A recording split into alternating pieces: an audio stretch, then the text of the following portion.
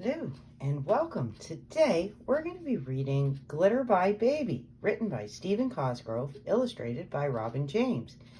Sometimes love forces us to make difficult choices.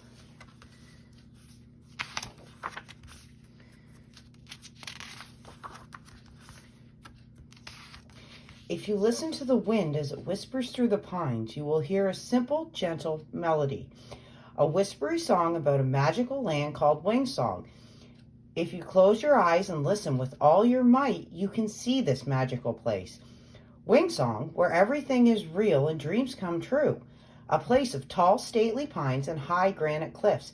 A place where butterflies dance. A valley of magic and wonders. Wingsong.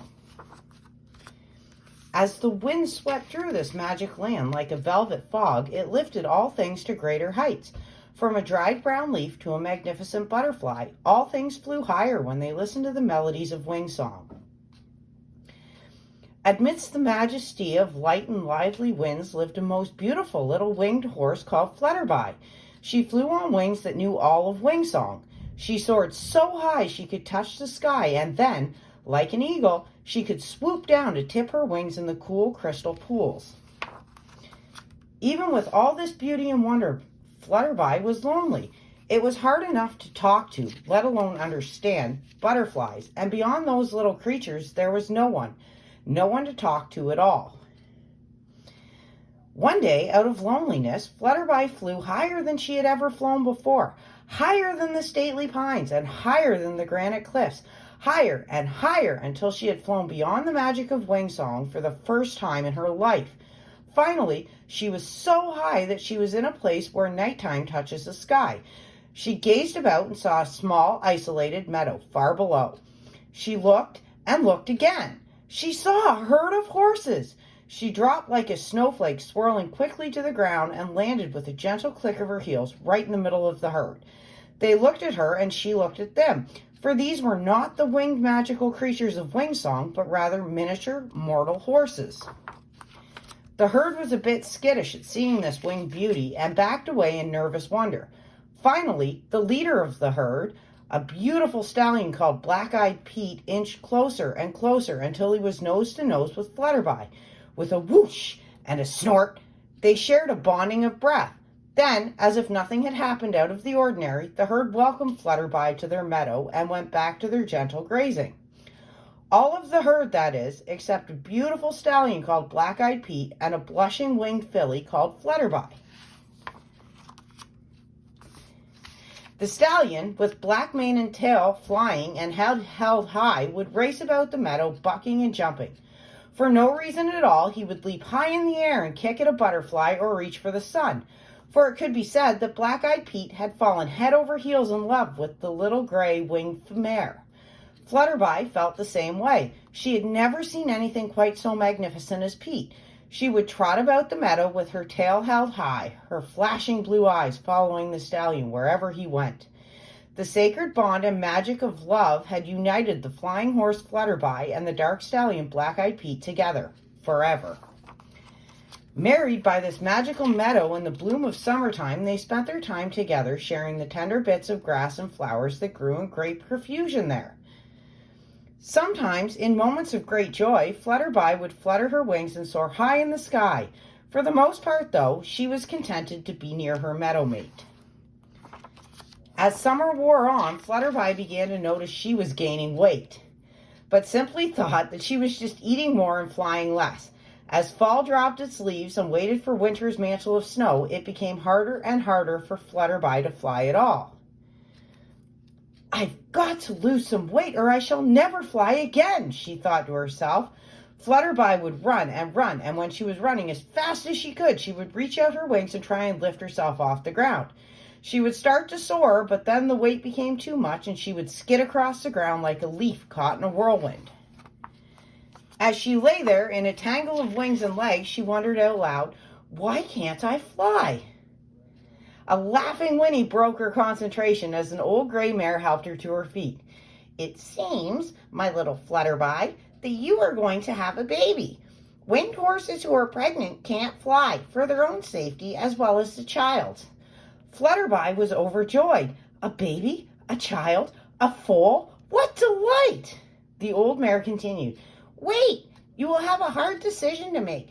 You cannot remain here in a mortal meadow for long after the foal is born, for if you stay, you will die. Saddened by the news of having to leave her beloved Black-Eyed Pete, Flutterby said, If what is to be, then when the child is born, we shall fly together back to the magic of Wingsong.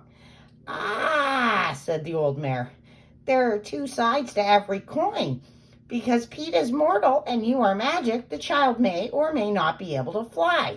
If it is able, then it may fly away with you. If not, the child must stay here in the mortal meadow. Flutterby wandered and waited, wishing for her child to be born with strong wings.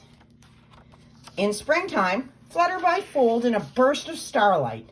The child was born. As the sun sparkled across this meadow of mortals, it splashed upon a resting Flutterby, a proud stallion called Black-Eyed Pete, and a gangly little filly they called Glitterby Baby. Flutterby looked over the flanks of the tiny foal and saw wings that were very, very small. Heartened by hope and desire, she thought quietly to herself, the wings will grow in time. They must. They must. Glitterby grew, but with each day, Flutterby became sadder and sadder. The wings didn't seem to be any bigger, but the baby was healthy and strong and would gallop on wobbly legs about the meadow, chasing shadows in the wind. One day, as the child lay sleeping, Flutterby unfurled her wings and lifted up into the sky. It felt so good to fly again, to feel the cool breezes brush her mane. Her reverie was short-lived, for suddenly she heard a terrified scream from below. She swooped down beside the startled foal, who had become frightened when her mother flew away. Flutterby soothed the tiny horse with a gentle nuzzle of her nose, and the words of the old gray mare echoed in her mind. If the baby cannot fly, she must stay here in the mortal meadow, and you must go to Wingsong alone.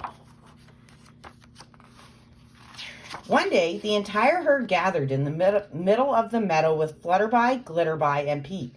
It is time, said the old mare, to see if Glitterby can fly. With a bit of coaching from her mother, the little filly galloped to the other end of the meadow. Then, with a flick of her tail, she ran as fast as she could to the center of the meadow and tried to fly. She leaped high into the air, but she did not fly. Instead, she skidded in a heap right in the middle of the herd. Flutterby helped her to her feet, and off she went to try again and again. But no matter how hard she tried, she could not fly. Flutterby knew she would have to leave the child with her father, Black-Eyed Pete.